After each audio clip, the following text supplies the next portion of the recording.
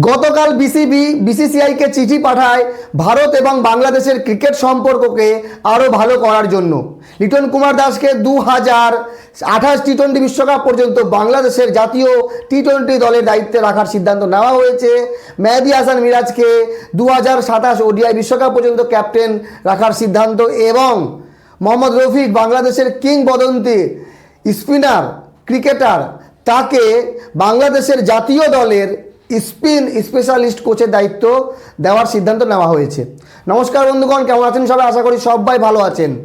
ভারত এবং বাংলাদেশ ক্রিকেট, দুই দেশে ক্রিকেট প্রেমী মানুষের সংখ্যার অভাব নেই, কিন্তু মুস্তাফিজুর রহমানকে কেন্দ্র করে ভারত এবং বাংলাদেশের ক্রিকেটের যে ফাটল ধরেছিল সেই ফাটলকে বন্ধ করার চেষ্টা করছে বাংলাদেশের বর্তমান ক্রিকেট বোর্ড, সরকার এবং বিসিসিআই।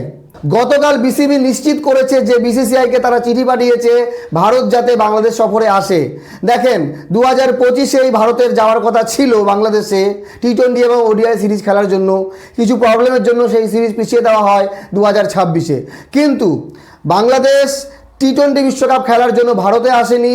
মুস্তাফিজুর রহমানকে কেন্দ্র করে অনেক কিছু ঝামেলা হয়েছে, আর সেই ঝামেলা কাটিয়ে এখন নতুনভাবে শুরু করতে চায় দুই ক্রিকেট বোর্ড। বাকি সময় বলবে টিম ইন্ডিয়া। এখনও বিসিসিআই কিছু জানায়নি বাংলাদেশ সফরে যাবে কিনা। যদি জানায় তাহলে সেটা হবে ক্রিকেটের জন্য একটা ভালো খবর। বাকি আপনাদের মতামত জানাবেন। বিসিবির এই পদক্ষেপকে আপনারা কেমনভাবে দেখছেন? গতকাল আরও একটি বড় খবর এসছে, বাংলাদেশের কিংবদন্তি ক্রিকেটার মোহাম্মদ রফিক, ওনাকে দায়িত্ব দেওয়া হয়েছে বাংলাদেশের স্পিন ডিপার্টমেন্টের কোচিংয়ের জন্য। ওনার বয়স বর্তমানে 55। উনি 1995 থেকে 2008 সাল পর্যন্ত বাংলাদেশের জাতীয় দলের হয়ে খেলেছেন।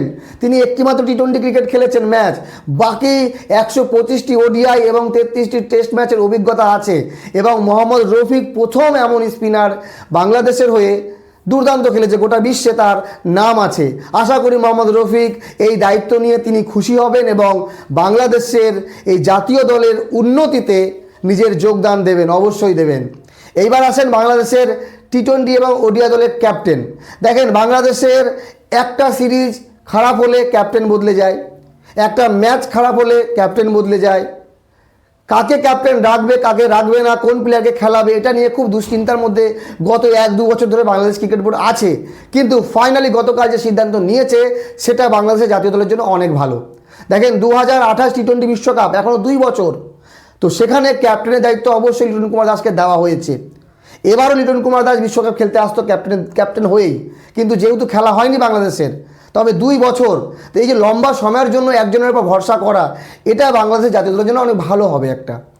আর বাংলাদেশকে সেইভাবে যাওয়া উচিত যে টি-20 বিশ্বকাপে ভালো কিছু করবে, ভালো পারফরমেন্স দেবে, সেই দিকে হয়তো বাংলাদেশ যাবে। এইবার ওয়ানডে বিশ্বকাপ আছে আগামী বছর 2027, তো সেই অবধি বাংলাদেশের ক্যাপ্টেন, বর্তমান ক্যাপ্টেন মেহেদী হাসান মিরাজকেই দায়িত্ব দেওয়া হয়েছে। এই জিনিসটাও ভালো, তো এটা হওয়া উচিত। প্লেয়ার ক্যাপ্টেনের পারফরমেন্স খারাপ হতেই পারে। মেহেদী হাসান মিরাজ দেখা গেল 8 ম্যাচ 10 ম্যাচ খারাপ খেললো, না ব্যাটিং না বলিং। লিটন কুমার দাস দেখা গেল গত 1 বছর, আগামী 1 বছরে ভালো পারফরমেন্স দিচ্ছে না, কিন্তু পারফরমেন্স আসতেই পারে। টিম ইন্ডিয়া যেমন সূর্যকুমার যাদব বিশ্বকাপের আগে থেকেই ভালো ফর্মেই ছিল না, কিন্তু তিনি ক্যাপ্টেনই ছিলেন এবং তিনি আমাদেরকে চ্যাম্পিয়ন করেছেন। এই জিনিসটাই মাথায় রাখতে হবে।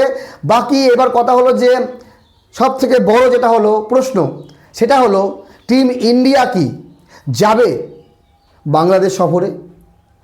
বাংলাদেশ সফরের শেষবারের মতো আমার মনে হয় 2022-এ গিয়েছিল ভারত, তো 2025-এ যাওয়ার কথা ছিল, যাওয়া হয়নি। যদি যায় তাহলে বাংলাদেশ এবং ভারতের ক্রিকেটের সম্পর্ক অবশ্যই ভালো হবে।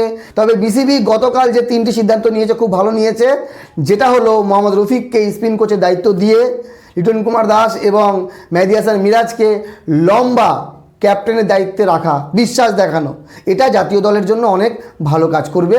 মতামত জানাবেন, ভালো থাকবেন সবাই।